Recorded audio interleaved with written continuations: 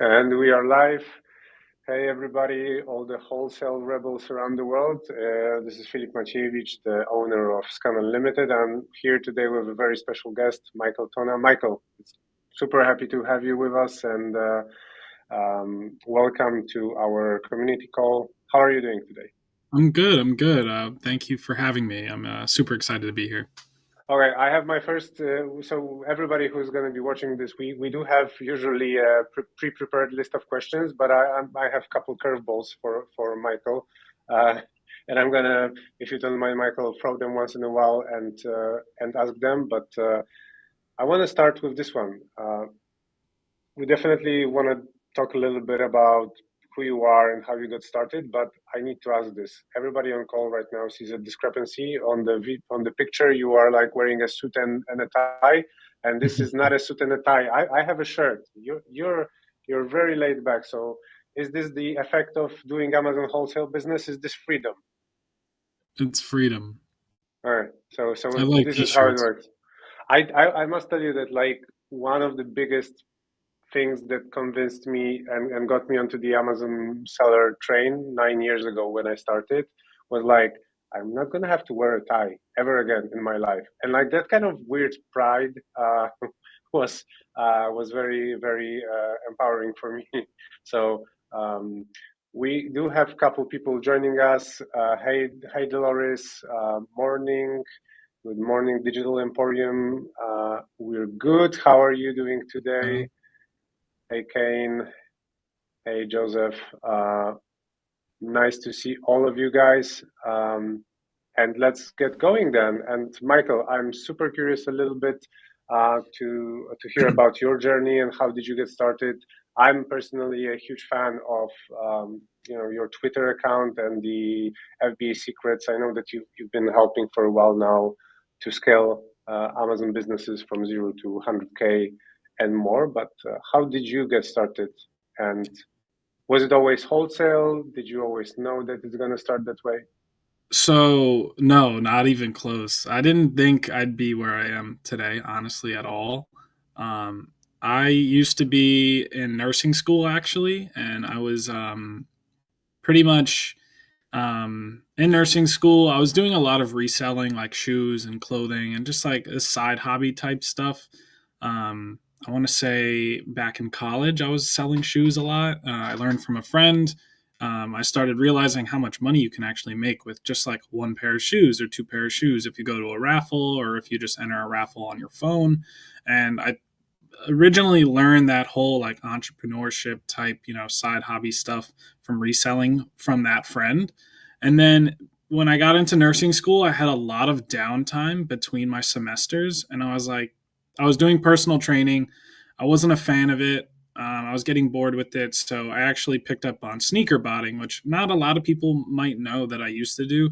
And if you don't know what sneaker botting is, it's basically just using really advanced software to run lots and lots, like thousands of tasks to purchase shoes from hyped releases. So like the Jordans, the Yeezys, all that kind of stuff. When those like releases were good, some of those shoes were $400, $500 post release, and you were paying 2 or 250 for them. So if you can get Mm, 10 pairs and sell them at 200 profit, it was pretty nice.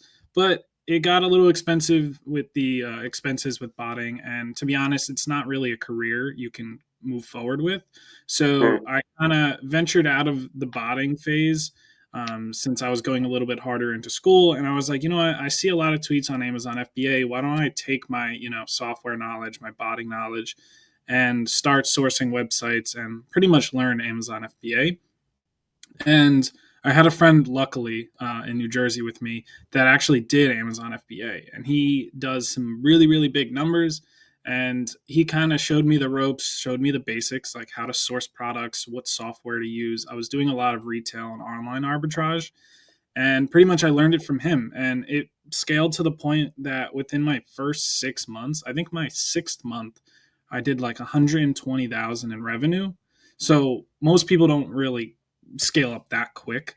I just think I was put in a position where I had a lot of friends that did it. I had a lot of people from the shoe community that knew about Amazon. So I learned it really quick compared to the other people, which is the whole reason why I kind of built my free community. I'm like, you know what, let me teach other people while I'm doing this and kind of help them learn from my failures and what I did wrong.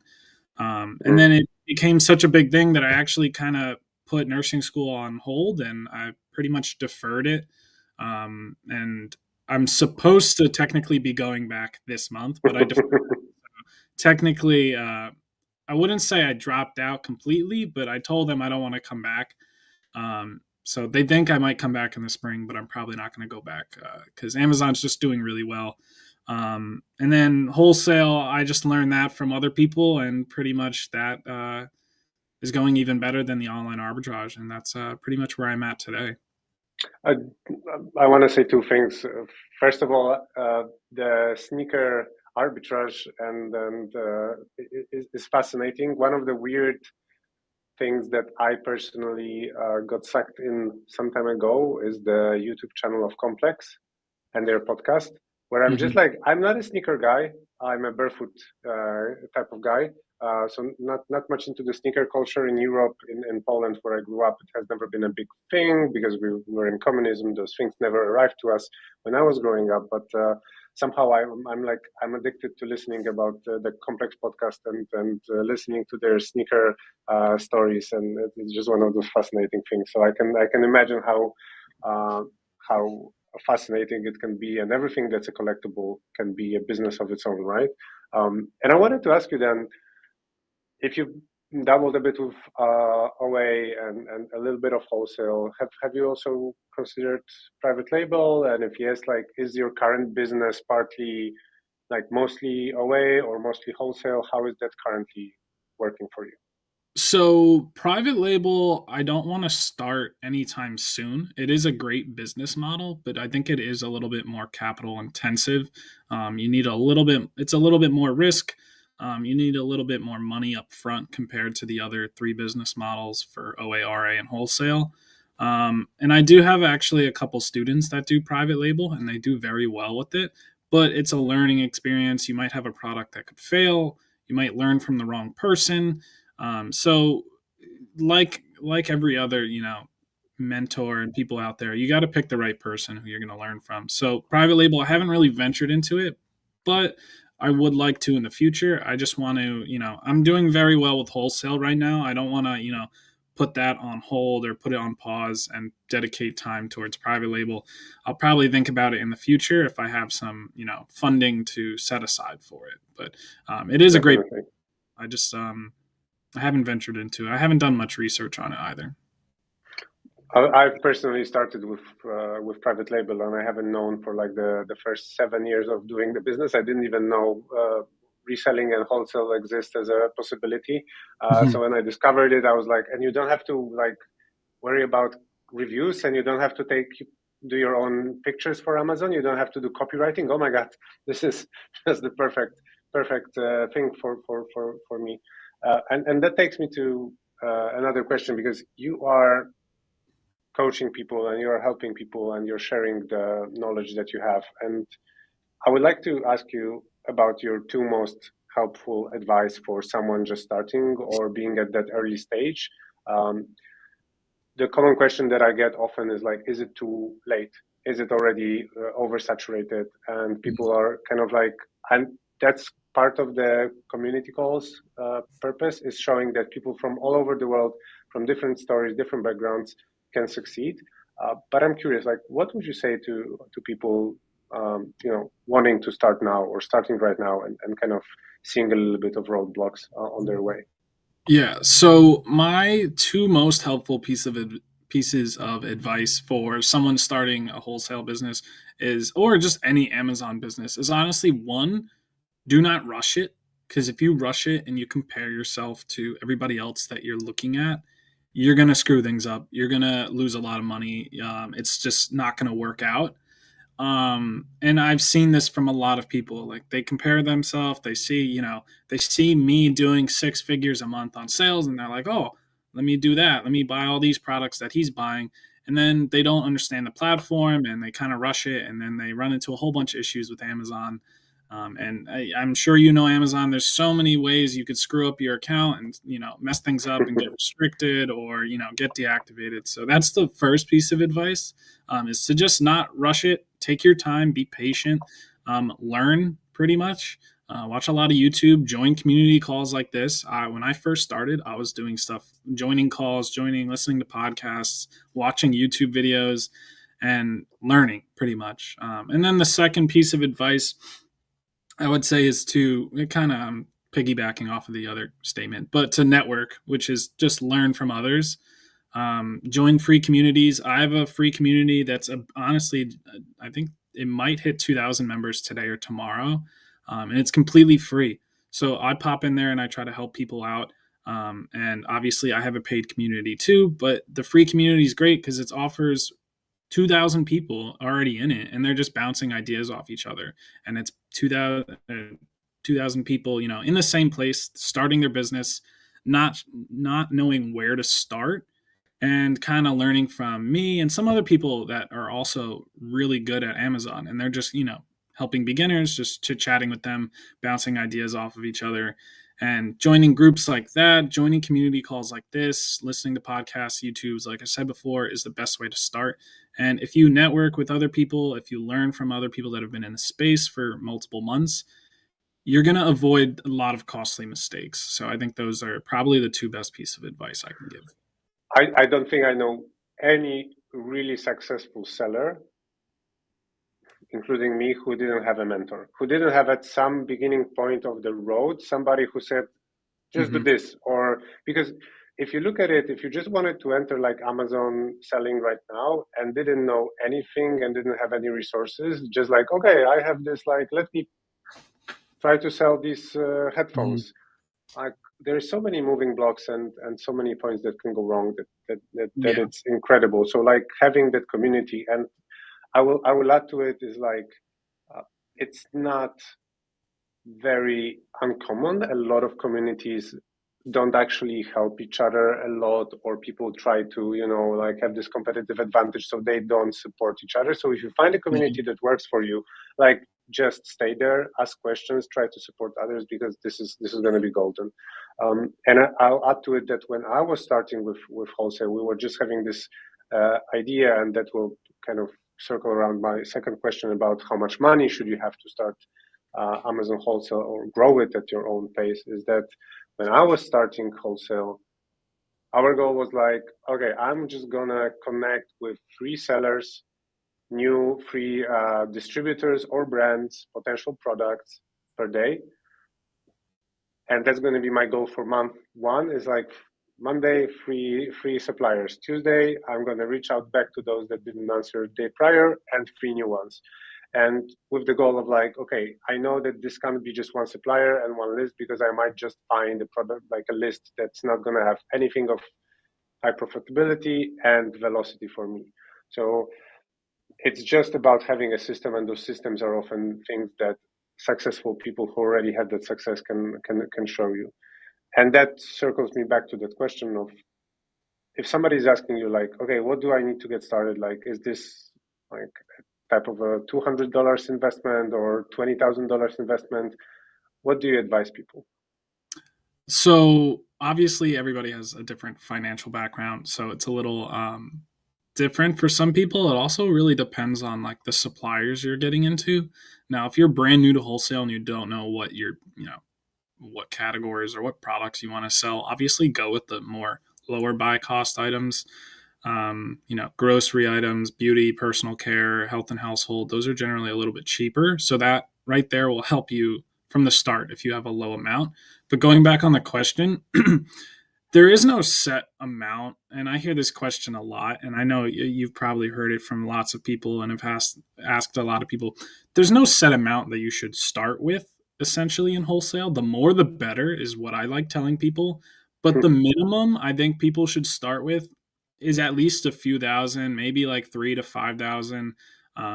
5,000 is probably a little bit better, obviously, because hypothetically, if you start with 50,000 and you're operating at 10% margins, you can make $5K a month. But if you start with 5,000 and you're operating at 10% margin, obviously assuming that your sell through is in 30 days and you're getting rid of those products you buy within 30 days and you cycle through it 12 times a year. If you have 5,000, you're only going to make 500. So is that 500 going to offset the original expenses? Probably. You're going to have, profit calculators, you're going to have Keepa, you're going to have ScanUnlimited. Those are the three main tools probably that you're going to need right out the gate for wholesale.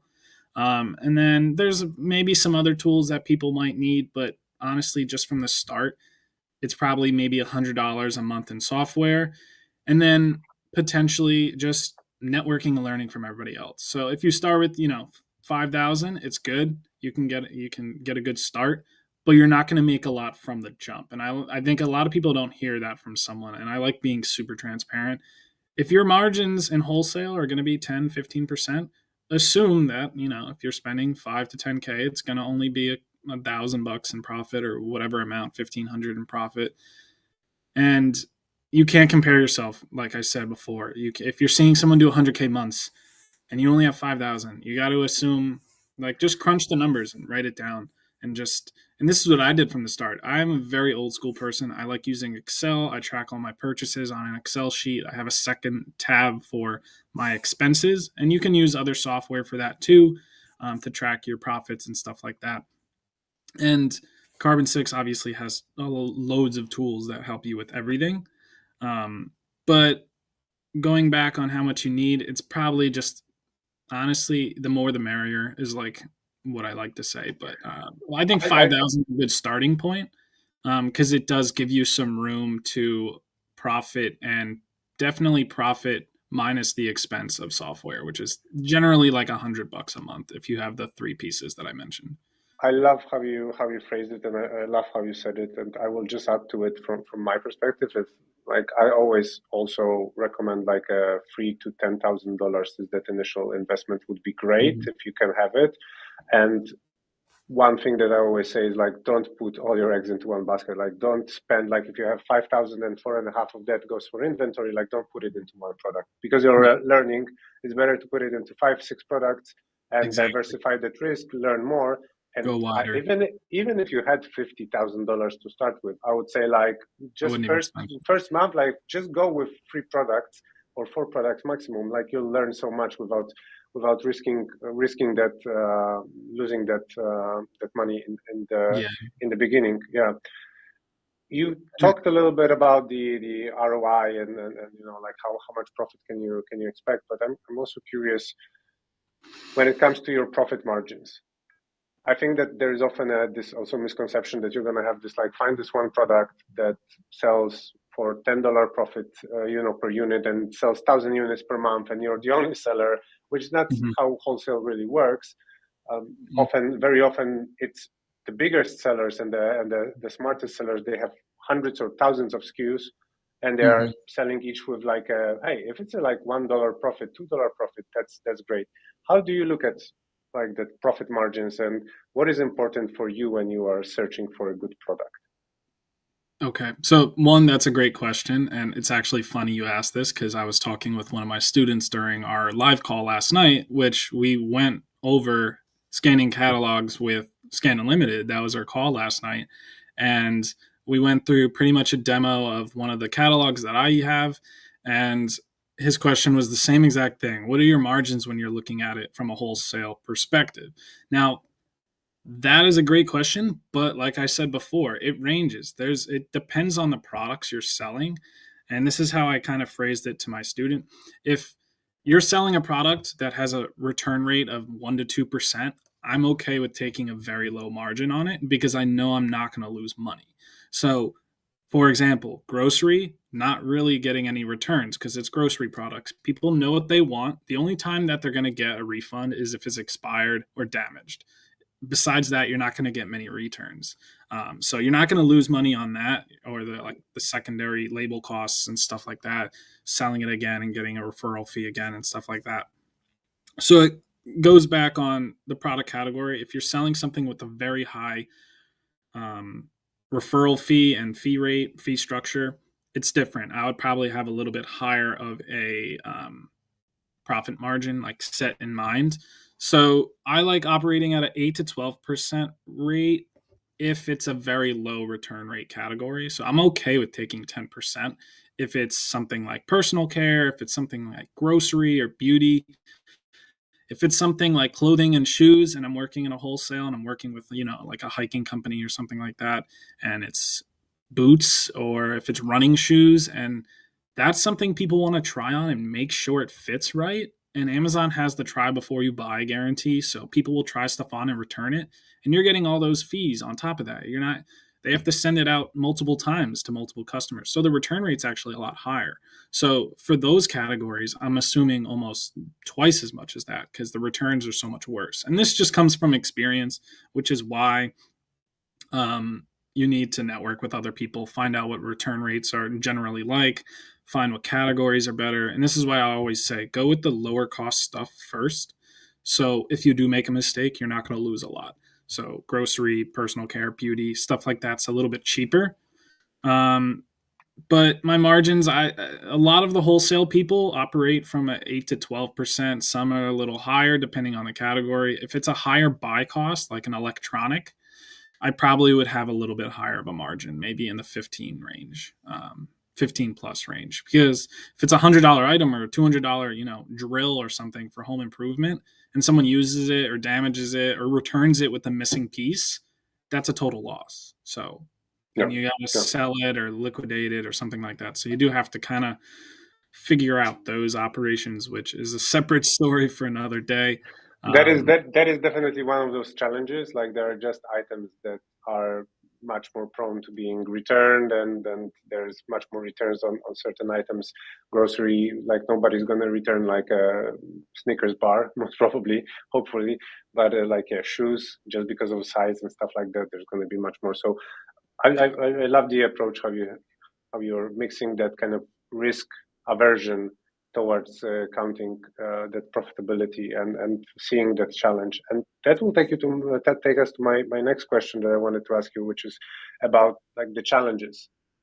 What in your community do you see that are the challenges that people are encountering when scaling their wholesale businesses? Like, can you name one or two that you see that are the most and that are quite easy for solving but happen most often?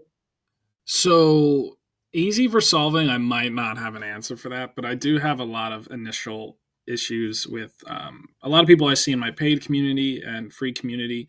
Um, Finding profitable suppliers is like one of the hardest things in wholesale. And I think that's why people always resort to networking with others because they try it on their own, they give up, they come back in 6 months, they hear about it again on a tweet or something, or they see their friend doing it, and pretty much it's just trying and staying consistent. And I feel like a lot of people that stay consistent in this business will succeed. And I've heard this from a lot of other people. People that stay in this business for a year plus without giving up will probably be successful. Like there's such a high success rate. If you're trying for a month looking for wholesale suppliers and then you give up, you're not going to succeed. You can't just quit within 1 month. Um, but finding profitable suppliers or just finding suppliers in general, getting their business started, the LLC, the EIN, stuff like that is usually people's first issues with the wholesale business. And Mm. then secondary, I'd say access to capital would be the majority of people's issues. Because if you're starting with $5,000, you're not going to be able to spend 100K within 12 months. You're going to have access to, loans. You might get one from, um, what is it? Amazon loans or Lendistry, stuff like that. You might get offered one if they start seeing your sales, which is a good way to scale. You just need to understand it properly. So some people don't understand it properly. And then another issue running into your wholesale business is probably buying products that you might get restricted from, or maybe buying products from a wholesaler that is selling you inauthentic goods. So vetting your suppliers is probably the biggest thing. And I go through this on calls with my students where it's like, this is how you should vet a supplier. These are the green flags. These are the red flags. Um, Especially with online arbitrage too. Oh, This there's is the actually my question. I wanted to ask it, and I will because it's one of those things that in our ScanUnlimited community we have more than 30,000 people in our community, and we're not only talking about ScanUnlimited on our Facebook group or on the Discord channel, but we're also talking about everything wholesale. And I think the most often question is like, either how do I find supplier? And it very often it continues like this. How do I find suppliers? Because I reached to this supplier, he gave me a list, but I can't find a product. And it's just this misunderstanding that one supplier or two suppliers or five suppliers or first 10 suppliers, you're going to have like tons of products. You might find zero. Like that's the case. And the second question is, how do I vet them? Like we have a lot of questions that it's kind of weird, and I'm always on the border of like, should we even pose these questions? Like, hey, what do you think about this supplier? Is this legit? Because there are always people who might have an agency in something, and it's always risky. So maybe you could share, Michael, with us a little bit about like what's the vetting advice that for those who are looking for suppliers. Consistency is the name of the game when searching for them, and I think like there are so many sources from Googling to trade shows. But when it comes to vetting, like what do you tell people? So I like what you said about the what was it? Not the vetting suppliers. I'm losing my train of thought. Um, it'll come back to me. But going back on what the question was, vetting suppliers, green flags for me, in my opinion. Obviously, going to trade shows is going to be like the best possible way because you're going to trade shows that have been around for 20 plus years, 30 plus years. I've been to ASD, Expo East, Expo West are great ones, Sweets and Snacks in Chicago, all the other ones that exist. There's so many different niches too that have small trade shows like beauty trade shows, home improvement trade shows, stuff like that. Um, Going to those is really good. Asking suppliers what trade shows they go to is a very good way of knowing if they're kind of legit or not. Because if they're like, oh, we don't go to trade shows, yeah, they might not go to trade shows, but ones that do go to trade shows and they can give you a list right away, that's a good sign that they're like kind of a trusted source. But another way of my vetting process obviously is, Google Maps, looking at reviews is, what everybody says. Looking at their warehouse photos online is another advice. So like look at Google Maps, see if they're legit or see if their warehouse looks, legit. Obviously, someone who's selling inauthentic stuff could also have a warehouse, so that's not the best piece of advice. But putting everything together kind of looks good. So good reviews, good communication is super, super, super lucrative. Especially when you're working with a wholesaler, and it's usually a good sign. So I have a sales rep with a lot of my suppliers. If they have a sales rep that is constantly emailing, sending out the email blasts, like, giving you new catalogs every week, that's generally a good sign. I even have some of my suppliers like phone numbers. So I text them and I'm like, hey, I just saw your email. Lock me in for this. I want to take all of that stock. And then they get it a little bit quicker than normal. So good communications, super, super a good sign. Yeah, Reviews, like I said, warehouse I photos. There's a lot I of love red it. flags too. Yeah, I love it, and I will just add before we get to red flags, I will say like maybe as a bridge is like I love to check the domain.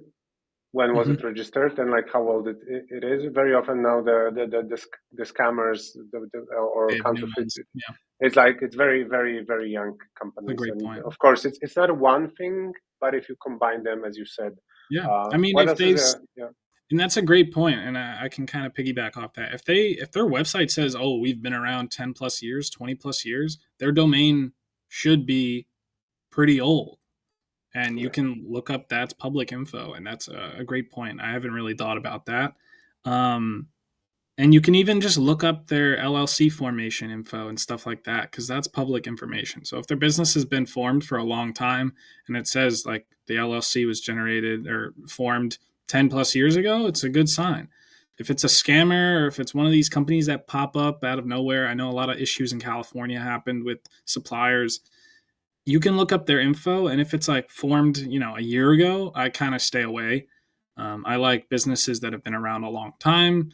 Generally, sometimes websites, if they look like crap, it might be just because they've been around 30 years and they don't do a lot of business online. And a lot of people say, like, oh, it's a red flag if they have a bad website. They might not even have a website because they've been doing B2B forever. So, um, it's a lot of, visiting locally is a great way to vet suppliers.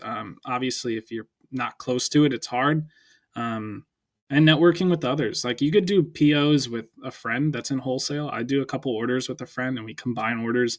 And he's like, hey, I have a well trusted source. Like, I've worked with him in my area. Do you want to hop in on an order?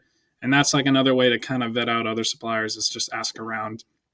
But I do know a lot of people kind of gatekeep stuff in this community, which I understand. No one's going to give away suppliers, but that domain point was a really, really good piece of advice that I haven't thought of. I think there are like a couple of those ways, and I love the what you said about just asking about trade shows. That's not something I do, so that's always a benefit because of this course. I'm going to learn something from you. You're going to learn something from me. Um, the unfortunate thing is these calls are usually 30 minutes long, and we actually passed that mark. But I would love to finish it off um, with maybe finding out a little bit about like that community that you're running, and how can people learn more about you, Michael, and maybe get some of that wisdom from you, and where they can find you. Yeah, for sure. So I'm super, super involved on Twitter and Instagram right now. Obviously, Discord is where my communities are. You can find my free community in my Twitter bio link, my Instagram bio link. I do everything is at Tona FBA everywhere, so it's super easy to find. I am starting to post more a little bit on LinkedIn and on what is it, YouTube, but Mm-hmm. cross-platform. I need a tool that's going to be posting everywhere because it's kind of hard to manually post everywhere. But I'm super involved in my free community, which is on the Discord link in my bios. And as well as that, Twitter, I'm super involved in. So I post a lot of free information on Twitter, and a lot of that is on Instagram as well. So if you have one or the other or both, shoot me a follow, shoot me a DM, and we could talk. But yeah. I will add to it that we had prepared probably 7 or 8 more questions that we haven't had time to talk about. So I'm hoping, Michael, that maybe we're gonna do one day round two, and Mm-hmm. then we're just gonna meet Always. for a community call with ScanUnlimited, and in some time. So I'm hoping you're gonna accept the invitation. Of course, I'm always down to do another one. All right, cool. Michael, it was a pleasure. Thank you for being here with us, and becoming part of the Scan Unlimited community and the community calls. Pleasure, and I'm super happy. We're getting to know each other. It's like, if I can say one thing, is like that honesty, and that honest want to help others is very visible when I talk to you always. So I really appreciate you, and I'm really grateful for the half an hour that you had with us, and Thank and you and for a having little me. bit of your community. Thank you, guys, and we'll see each other soon on the Scan Unlimited community calls. You can always find those community calls within the Scan Unlimited dashboard and all around the internet. Reposting those, as me and Michael said, it's a job of its own. So so we'll need to probably work even more on promoting this content. But there are some gems here. So Michael, thank you very much for that half an hour. Yes, thank you for having me. And if anybody didn't get their questions answered, feel free to just ask in the Discord for either of ours, the Scan Unlimited community, and then my community, which is FBA Secrets. But thank you so much, Philip. Thank you for having me. Looking forward to speaking again. Thanks, Michael.